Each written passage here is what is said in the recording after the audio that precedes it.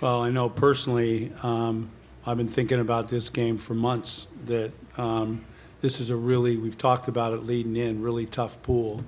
And this team we've watched, and they play very, very good basketball. And I was just, as you go, I was really new players, a lot of new guys, a lot of young guys that haven't played, Duop, Giddey, Josh Green, and I just thought we started poorly, and I just thought we stayed with it, and what we talked about leading in, the importance of the defense, I just thought we were tremendous defensively. And it started at the end of the second quarter and went right through the second half, and settled down offensively. We turned the ball over, and I think that was nerves. Everybody's wound for this first one, so we settled down and played off our defense and rebounded. And I was pleased we got contribution from everybody.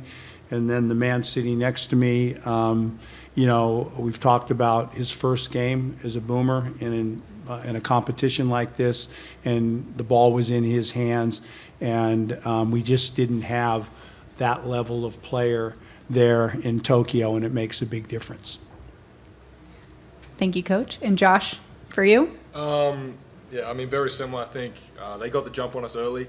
They came out, you know, more ready to play than we did. And I think midway through that second quarter, we took care of the ball. We limited them to one shot, started getting stops, and that's when we look good. And that's when we're at our best, when we're, you know, out in transition running. And I think that momentum from the end of the second carried through, you know, to the third and the fourth. So, you know, it's hard in FIBA because it's a shorter game. You know, slow starts can cost you a ball game. And we were lucky tonight. We were switched on, you know, from that second quarter onwards. But, you know, we played Germany in a few nights, and a slow start against a team like that, it's hard to dig yourself out of a hole in a short game like FIBA ball is. So credit to the guys, though. You know, we switched on finally after that, you know, timeout midway through the second. But a lot to improve on, which is good, you know, considering we won the game by almost 30. So, you know, a lot to learn. We'll get back to the drawing board tomorrow and get ready for, you know, a tough test in Germany. Thank you. We'll go ahead and open up the floor for questions. The microphone will come to you, front row here. Tom Hirsch, NBL Media. Coach, you must be really happy with the contribution you got from the bench tonight, especially kind of in that first half when things were a little bit shaky, just to settle things down. Joe came in, Dante, Jack, Xavier, all had an impact in their own way. Really pleased with that, and I know coaching on the sideline, total confidence in all of them. So you're fearless. I mean, at the start of this second half, I told Matisse, don't play like you have 3 fouls. I don't have that mindset. Crawl all over it. Don't do anything stupid. But Josh Green's there. You know, we've got backup in all those positions. And the key is, like you said, or like we said leading into this, is competing on the glass. So I thought tonight the switchable lineups and the fact that Jack White, Xavier Cooks, those guys really rebounded the ball. But what we did, they're starting to, again, you can talk and you can practice, but they're starting to get a grip on what we need to do to win. And it starts on the defensive end of the floor, and that's what I was so pleased with tonight and where we got the contribution from the bench. And just quickly, Joe Ingles in a different role this tournament. What kind of luxury is it for you as a coach to have someone like that to lead that second unit? I thought, and I tapped him after the game, I thought he was the difference. We were in the hole, as Giddey said, and I thought he shot the ball, he defended, and what he does too, he's emotional, and he talks, and he communicates his feelings, and there's not a lot of our guys like that, so he's unique. And like you said, we experimented it at the end of Tokyo, when we lost Baines and he started to play some 4, and now, you know, with that depth in the 2 and 3, he's playing a lot more 4, and I think he's dangerous there. Hi, Evan Harding, FIBA World Basketball. Gorge, Paddy had struggled a bit with his shot in the warm-ups, but then came up big tonight with 25. How did you see his game? You know, he's our major offensive threat. Like, he's our scorer, And I think all the players, everybody on the team, the pre-season, well, we did the 5 games, everybody's been saying, shoot, shoot, and you don't have to tell him that. I mean, his confidence doesn't wane. And as we were preparing for the game, we were running stuff for him. Forget that. We know the lights are on, and we have total belief in him. He's done it time and time again, and we'll continue to go there. Shintaro Kano, Olympic Channel. Josh, can you just describe the range of emotions you were feeling, before tip-off, and how you've been ever since you got to Japan ahead of this big tournament? Yeah, I think guys were ready to play. Been a lot of practices, a lot of warm-up games, and I think once we touched down here, guys were ready to get into it and start the World Cup campaign. And for me, it's my first ever real time putting on a Boomers jersey. A lot of excitement, obviously a lot of emotions going through me when you've got your country on your back and you're trying to win for your country. And obviously there's a lot of guys on this team that have been here for 10, 15 years. So, it's important to come into the team with the same mindset and have everyone on the same page. And we're very fortunate that we've got a group that's, all got one common goal in mind. And it makes playing the game a lot easier when everyone's on the same page. So, as I said, guys were, antsy to get going and get started. And I think tonight was a good way to start off. Jacob Dool from the Pick and Roll Australia. Josh, we heard Coach talk a bit about the depth on the team there, but for a playmaker like yourself, how nice is it to know that when he does dip into the bench, you're still getting guys out there with you that can make plays? It's awesome. That's one of the luxuries of this group is that we can go 12 deep. We can look to anyone on the bench to come in and make an impact. And I thought our bench tonight was awesome. Dante, Jack White, Cooks, Joey was awesome. And they provide a different look, compared to what we've got in the starting group.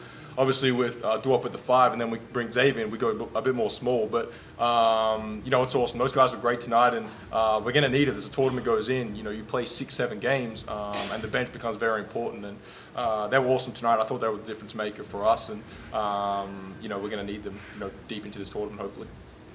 Goorjian, Olganullage, ESPN Australia. Have you ever had a defensive unit that has as many versatile pieces as this and can play so many different styles defensively? No. And I said in Tokyo, Patty Mills 42 in that game, and I keep referring to Tokyo because I've come back and I've had a 1-year build to this. It's not like I've been with him I was with him and then I was away for 10 years, came back, and when I came back and we got that medal, what's the difference between this and the ones that have just missed? Patty's performance was tremendous, but we didn't have Dante Exum and we didn't have Matisse Tybel.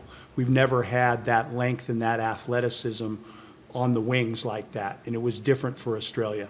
And now, you add Josh Green, you add Xavier Cooks, you add Jack White. We've got more depth there. It's switchable, and even our point guard, 6'8". So, to answer your question, I mean, we're small in the 5 and 4, but the question is versatility. I've never had versatility like this in the depth and versatility that I have now. And Josh, what's it like having those sorts of guys behind you, knowing that they're going to be in their spots and you'll get stops and you'll be able to run and play your game more effectively? It's awesome. And as Gorge said, when we get into that second unit, you've got guys like Whitey, Cooks, Dante, they're all switchable, can go 1 through 4, 5 with those bigger guys. And, it's awesome to know that, you guys have your back, especially with Matisse, Josh Green. You look down the line and we've got so many athletic, long defenders. And it's awesome. When they're getting steals, we're out and running, that's when we're at our best. So I think that was a turning point in the game tonight when we started getting stops, got out and run.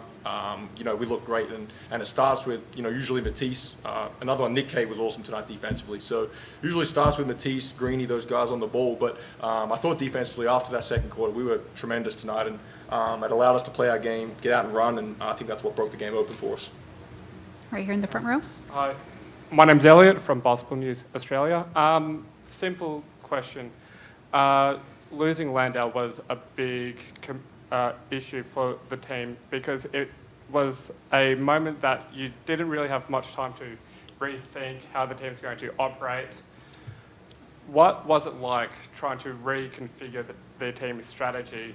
Were there any big changes, minor changes? Can you describe it for us? Well, I think we really missed Jock. It's another dimension to us that we don't have. And what it's done is it's painted a blueprint. There's nowhere else to go.